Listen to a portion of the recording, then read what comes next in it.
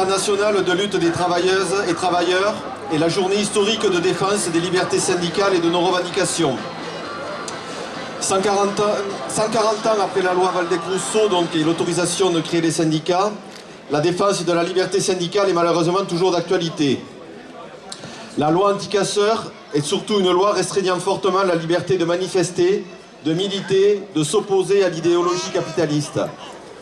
Fouilles préventives, interdiction de manifester si vous avez un foulard, tout un intérêt législatif au service d'un pouvoir, lui-même au service des tenants du capital, le grand patronat et les finances. Avant la violente répression infligée aux manifestations hebdomadaires des Gilets jaunes, particulièrement à Toulouse, de nombreux syndicalistes, et particulièrement de la CGT, ont eu affaire au harcèlement policier et aux poursuites judiciaires orchestrées par l'État. Dockers, cheminots, électriciens, agents des finances publiques, sanctionnés, licenciés pour avoir défendu le service public. Des dirigeants d'union départementale, tels que notre camarade Jérôme Delmas de l'Union départementale du Lot, est convoqué au tribunal de Cahors le 10 mai pour avoir distribué des tracts à l'entrée d'une autoroute. Nous avons également un député de la République En Marche qui a été jusqu'à demander la dissolution de l'Union départementale des Bouches-du-Rhône. Et là aussi, notre camarade des Bouches-du-Rhône, Olivier Matteux, est convoqué au tribunal le 7 mai, donc la semaine prochaine également. Donc nous assistons à une répression contre les manifestations et ceux qui s'opposent au pouvoir qui est très forte. Comme tout pouvoir mis en difficulté lorsque le discours ne convainc plus les citoyens en colère, le dernier recours est de les mater par la violence, instaurer un climat de peur pour empêcher les travailleurs d'exprimer leurs revendications. Malgré tout, nombreux sont les citoyens qui sont en action pour s'opposer à toutes les contre-réformes en cours. Les enseignants et parents d'élèves sont en lutte depuis plusieurs semaines contre la loi Blanquer. Les retraités revendiquent depuis des mois l'augmentation des pensions et une indexation sur l'augmentation des salaires et pas sur l'augmentation des prix comme c'est annoncé. La suppression de la hausse de la CSG. Et d'ailleurs, il y a des pétitions, des cartes pétitions qui sont à signer et que nous vous encourageons de signer. Les salariés et agents des EHPAD, des hôpitaux, les aides à domicile et de nombreux travailleurs sont en lutte pour de meilleures conditions de revenus et de travail, pour tout simplement pouvoir exercer leur profession, leur métier, dans de bonnes conditions et respecter la dignité de ceux dont ils s'occupent. Les salariés de la formation professionnelle, de la grande distribution, de l'industrie livrent des batailles difficiles contre les suppressions d'emplois. Ce ne sont pas les annonces de la semaine dernière qui répondent aux attentes exprimées depuis des mois, telles que augmentation de salaires et des pensions, justice fiscale avec baisse et suppression de la TVA sur les produits de première nécessité, restauration de l'ISF, progressivité de l'impôt. Besoin de plus de démocratie directe qui prenne en compte l'avis de tous les citoyens et pas d'une minorité sociale. Les annonces de Macron n'indiquent pas un changement de politique exécuté pour l'intérêt général. Il poursuit la démolition d'une société plus solidaire, construite à la sortie du cauchemar de la Seconde Guerre mondiale. Des femmes et des hommes ont élaboré un programme qui, par l'intermédiaire de la sécurité sociale, a permis à des millions de gens de sortir de la pauvreté et de la précarité. La nationalisation de moyens de production tels qu'EDF, SNCF, Renault ont permis la reconstruction d'un pays saccagé par les nazis et leurs collaborateurs capitalistes. Le régime de retraite par répartition est dans le viseur. D'un système solidaire intergénérationnel, ils veulent nous conduire à un régime par points, individuel et aléatoire pour le montant des pensions. Il faut déjà se préparer à une rude bataille. Poursuite et amplification des privatisations sont toujours en cours. Aéroports de Paris et de Toulouse, Française des Jeux, les barrages hydroélectriques, la gestion des forêts, suppression et privatisation de nombreux services publics de proximité, tels que les gares, les postes, les trésoreries, la gestion de l'eau, des déchets. Les services de la fonction publique seront bientôt remplacés par France Service, tout un programme. Un agent contractuel remplacera la compétence de plusieurs fonctionnaires. C'est pour cela que le 9 mai, les fonctionnaires seront en grève et dans la rue pour défendre le service public qui est mis à mal par le projet de réforme de la fonction publique, dont l'objectif est de démanteler le statut général des fonctionnaires. La suppression des instances représentatives, comme ça a été fait dans la loi travail, ne permettra plus aux agents de s'opposer aux suppressions de postes, au recours accru de contractuels précaires, à la privatisation de services publics. Cette attaque est une remise en cause du concept de fonctionnaire citoyen, garant de l'égalité, de la neutralité et de l'impartialité du service public. Pour la défense d'un service public de transport écologique, les cheminots tarnais ont engagé un mouvement hebdomadaire pour s'opposer à la fermeture de gares et de guichets. Une grande manifestation nationale est prévue à Paris le mardi 4 juin. Face à cette attaque globale, la réponse doit être générale. La défense seule des conquêtes obtenues par nos aînés ne suffit pas. À un projet de société basé sur des concepts d'inégalité et d'injustice, nous devons répondre par un projet de société qui poursuit l'œuvre du Conseil national de la résistance, qui mette l'intérêt général et l'humain, ainsi que son environnement naturel, au centre des préoccupations et des politiques. Dans cette optique, la CGT propose, pour répondre à l'urgence sociale, l'augmentation du SMIC à 1 800 €, pour la création d'emplois en cette année de commémoration des 100 ans de la journée de 8 heures, instaurée sous la pression sociale le 23 avril 1919, nous revendiquons la diminution du temps de travail à 32 heures hebdomadaires. Pour sortir les travailleurs de la précarité de l'emploi, un nouveau statut du travailleur salarié et une sécurité sociale professionnelle qui assure un montant de salaire et des formations professionnelles tout au long de sa carrière. Retraite par répartition à 60 ans et départ anticipé pour ceux ayant des travaux pénibles. Le 1er mai est aussi une journée de solidarité internationale avec tous les travailleurs. De nombreux syndicalistes et défenseurs des droits humains sont tous les jours assassinés à travers le monde. La liberté de s'exprimer, de revendiquer de nouveaux droits, de s'organiser est encore criminalisée dans de nombreux pays. La situation internationale reste instable. Des guerres et des changements climatiques poussent des femmes et des hommes sur les routes de l'exil. Tous les êtres humains sont concernés, personne n'est à l'abri. L'accueil et l'entraide organisée devraient être la norme internationale. Mais les pouvoirs élus, de plus en plus nationalistes et xénophobes, ferment les frontières de leur pays et les consciences de certains de leurs concitoyens. Le rejet, la peur et la méconnaissance de l'autre ne peuvent conduire qu'à des conflits orchestrés par des pouvoirs fascistes qui manipulent les peuples par le mensonge.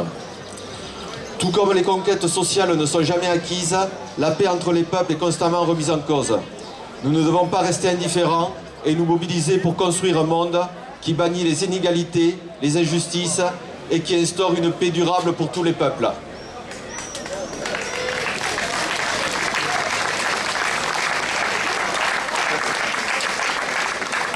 Camarades, nous vivons un moment historique à double titre. D'un côté, Macron poursuit et accélère l'offensive antisociale pilotée par le MEDEF et l'Union européenne contre l'ensemble des acquis sociaux. Cela fait au moins 30 ans que les gouvernements successifs, au nom de la dette, du déficit budgétaire, de l'euro et des contraintes européennes, s'attaquent à nos services publics, à nos retraites, à nos salaires et à notre pouvoir d'achat, à nos conventions collectives, à la santé, au logement populaire, à l'organisation du pays pour mettre en concurrence les territoires, bref, qu'ils s'attaquent à tout ce qui permet de faire société et de vivre ensemble. Macron est ainsi missionné pour mettre la dernière main à ce projet du MEDEF et de l'Union européenne, exprimé par l'ancien numéro 2 du MEDEF en 2007, pour qui le sens de toutes les politiques antisociales était bien de défaire méthodiquement tous les acquis du Conseil national de la résistance afin de nous plonger dans l'enfer du modèle anglo-saxon du profit sans limite pour les privilégiés. Oui, ils veulent mettre fin aux jours heureux et Macron est décidé à passer en force dans une fuite en avant mortifère accompagnée d'une dérive autoritaire et répressive inouïe. Il est secondé pour cela par ses médias aux ordres, tandis que les premiers de cordée continuent d'accumuler des profits mirifiques et d'échapper à l'impôt comme au devoir civique. Et c'est désormais la casse de la fonction publique et de ses statuts, la casse de l'éducation nationale, la casse des retraites, la privatisation des barrages hydrauliques ou d'aéroports de Paris qui sont à l'ordre du jour, tandis que les questions environnementales, pourtant d'une urgence criante, sont complètement délaissées. Mais la période n'est pas historique seulement en raison de ce saut antisocial programmé par Macron. Elle est historique aussi, car depuis plusieurs mois, nous assistons à la mise en mouvement du peuple comme cela faisait longtemps que nous ne l'avions vu. Le mouvement des Gilets jaunes a secoué et continue de secouer le pays. Il a fait peur au pouvoir en place qui craint par-dessus tout l'intervention du peuple pour défendre le droit de vivre dignement et solidairement contre toutes les exigences des puissants. Ce mouvement redonne confiance dans notre capacité collective à inverser le cours des choses. Il exprime, à travers ses revendications et le soutien massif de la population, une position majoritaire dans les pays, et d'abord parmi les ouvriers, les employés, les retraités aux fins de mois difficiles, les privés d'emploi, les fonctionnaires, les petits producteurs indépendants, bref, tous ces gens qui constituent le monde du travail. Celui-ci n'a certes pas de millions ni de Rolex, mais comme les sans-culottes d'hier, comme le mouvement ouvrier de 1848 ou de Jaurès, il a à cœur la solidarité, la fraternité, l'égalité, la liberté, de même que la survie de la biodiversité et de l'humanité. Ce monde du travail est engagé dans une lutte des classes, que nous devons encore faire grandir pour gagner, car l'espoir ne peut venir que de l'alliance des forces populaires contre le monde de l'argent, le monde du capital et de l'égoïsme glacé, contre la fuite en avant dans la destruction des droits sociaux, des droits démocratiques et de l'environnement. Dans l'immédiat, soutenons toutes les luttes qui se développent, comme celles dans l'éducation ou dans la santé. Amplifions notre présence dans les manifestations du samedi et participons massivement à la journée nationale d'action intersyndicale du 9 mai pour la défense et le développement des services publics. Si nous mettons toutes nos forces pour construire en ce printemps 2019 un mouvement de convergence de toutes les colères et de toutes les luttes, nous pourrons les battre avant qu'il ne soit trop tard. Nous pourrons stopper la destruction sociale en cours et gagner tous ensemble sur nos droits et nos légitimes revendications. Pour cela, toutes les formes d'action sont utiles. Grève, manifestation, manifestation nationale unitaire à Paris et bien sûr le blocage des profits, indispensable pour faire plier ce pouvoir des grandes entreprises et du capital. Camarades, tous ensemble, nous avons la force de vaincre. Tous ensemble, nous pouvons rouvrir une histoire populaire pour le progrès social, pour la paix, pour les libertés et pour l'environnement. Car ne l'oublions pas, les travailleurs sont les seuls créateurs de richesses et unis ils sont, comme le dit ce magnifique chant qu'est l'Internationale, l'avenir du genre humain. Merci.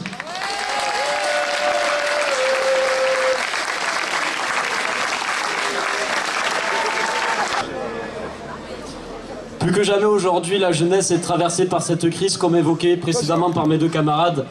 Que ce soit avec le SNU, Service National Universel, qui est remis en place, là où maintenant la jeunesse devrait être confrontée à une éducation nationaliste, aux ordres des patrons, et que le service militaire qui pouvait y avoir avant, là où vraiment ça sera marche au pas ou ferme ta gueule, là où on apprendra aux citoyens, ce qu'il en reste en tout cas, à juste ne pas contester, à être docile au patronat. C'est la pire des écoles qui peut être produite. Et face à la casse de l'éducation nationale aujourd'hui, que ce soit dans l'apprentissage, dans la voie professionnelle ou la voie générale, qui d'ailleurs n'existe quasiment plus, vu que maintenant ce sont que des options, plus que jamais il y a le besoin de se mobiliser dans l'éducation nationale, dans les jeunes travailleurs en formation, qui sont plus que jamais touchés par cette crise. Et nous avons besoin aussi, dans les entreprises, de mobiliser, de s'organiser, parce que la passerelle est large et elle est plus que jamais existante, là où maintenant le patronat pourra investir dans les lycées professionnels, et ce qu'il faisait avant déjà dans les CFA, là où ils pouvaient choisir le programme, maintenant ça sera appliqué dans les lycées professionnels aussi. Et c'est vraiment l'objectif de recréer une jeunesse syndicaliste, de redorer le blason de jeunes CGT, de recréer un lieu de sociabilisation militante, un lieu de sociabilisation des jeunes travailleurs en apprentissage, employés ou chômeurs, de créer un espace de contre-culture permettant de refraterniser dans la classe ouvrière, parmi les travailleurs, parce qu'aujourd'hui, on le voit, le système capitaliste, que ce soit par la misère affective, que ce soit par la misère tout court, populaire, là où on met des barrières entre chaque jeune, et là où du coup nous avons besoin d'organiser cette jeunesse, de l'organiser, que ce soit par le sport populaire, par les bourses du travail, redonner le blason de la bourse du travail, et vraiment voilà, reconstruire le syndicalisme de classe, de masse, et au service des jeunes et surtout au service de la classe ouvrière.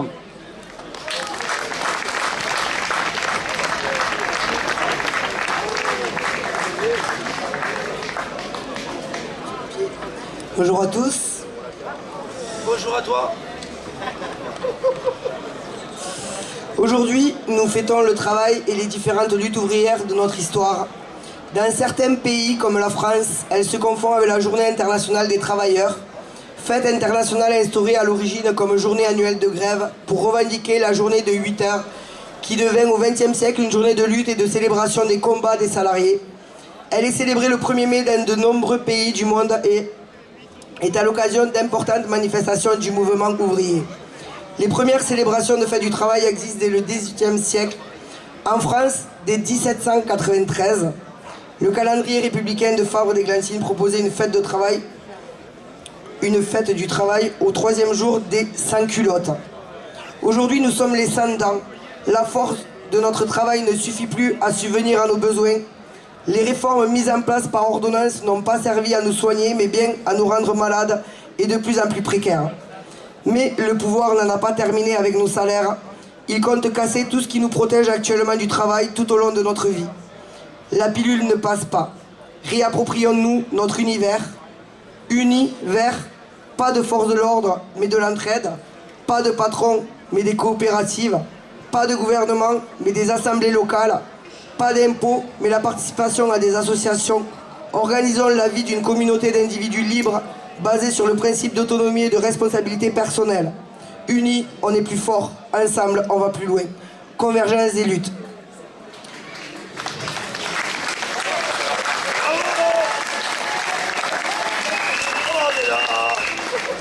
Les Gilets jaunes du Tarn organisent une assemblée citoyenne le 7 mai à Brens à 20h. Venez nombreux.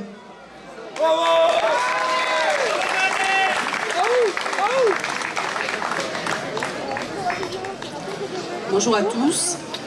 Le 1er mai 2018, le Parti communiste sur cette même place affirmait que la convergence des luttes avançait et de plus que nous constations un ancrage dans la mobilisation dans différents secteurs d'activité et une prise de conscience dans la population, retraités, étudiants par exemple, les luttes contre la loi Blanquer, les luttes contre Parcoursup, entre autres.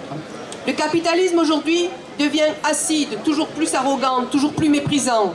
Et nous devons travailler à unir les nôtres. C'est cela le travail de convergence. Car ceux qui luttent contre le capitalisme savent l'importance d'être ensemble. C'est le sens même de la lutte de classe, réunir les siens pour créer le rapport de force. Il y a convergence de fond entre la majorité des Gilets jaunes et la CGT, entre ces deux et les ouvriers, les paysans, tous ceux qui doivent gérer le quotidien dans les difficultés économiques, mais avec cette idée qu'il faut partager pour vivre mieux tous. Notre travail est de rechercher la convergence des formations de gauche qui doivent appuyer ensemble cette montée de la mobilisation. Parce que certes, on a un président de la République très arrogant, qui ne veut bouger sur rien et dont ses ministres dans les négociations sont plus que méprisants. Mais surtout, nous devons amener des perspectives économiques autres que le capitalisme. Il faut en finir avec ce critère des 3% de déficit public qui date du traité de Maastricht et que nous avions combattu, nous communistes à l'époque. Il faut s'affranchir de cette règle absurde qui provoque une suppression des services publics. Ainsi, on ne supprime pas des écoles, mais on supprime des postes des enseignants. Comment peut-on faire? Ceci donne des responsabilités nouvelles aux forces politiques portant des alternatives post-capitalistes, au moment où la crise du système appelle de plus en plus à ouvrir les voies d'un autre monde, au service du plus grand nombre, au service des biens communs partagés, d'une nouvelle démocratie qu'il faudra faire vivre.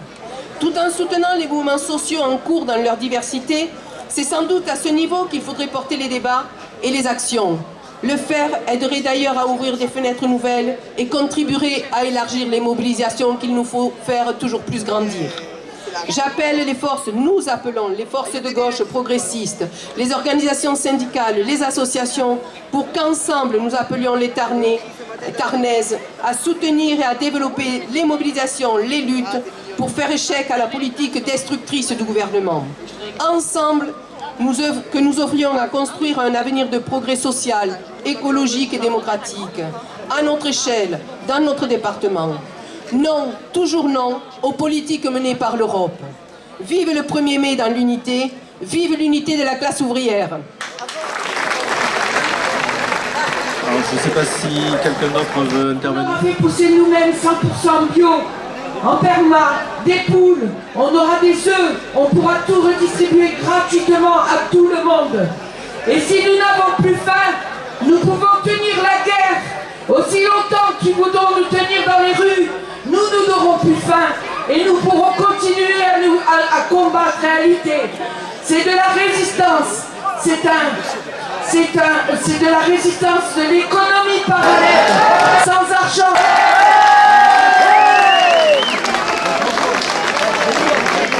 juste un chiffre, on était entre 1500 et 2000, ce qui est une très belle participation pour C'est l'éruption de la faim, du passé, faisons table rase, sous l'esclave, debout, debout. Le monde va changer de base, nous le sommes bien, soyons doux. C'est la lutte finale, nous faut-nous jouer demain. L'international sera le genre humain. C'est la lutte finale, nous faut-nous jouer demain. L'international sera le genre humain.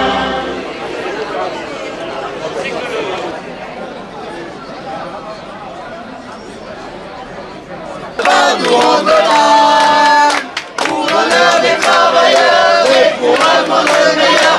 Allez, nous on est là. On est là, même si Macron ne veut pas, nous on est là. Pour l'honneur des travailleurs et pour un monde meilleur, même si Macron ne veut pas, nous on est là. On est là.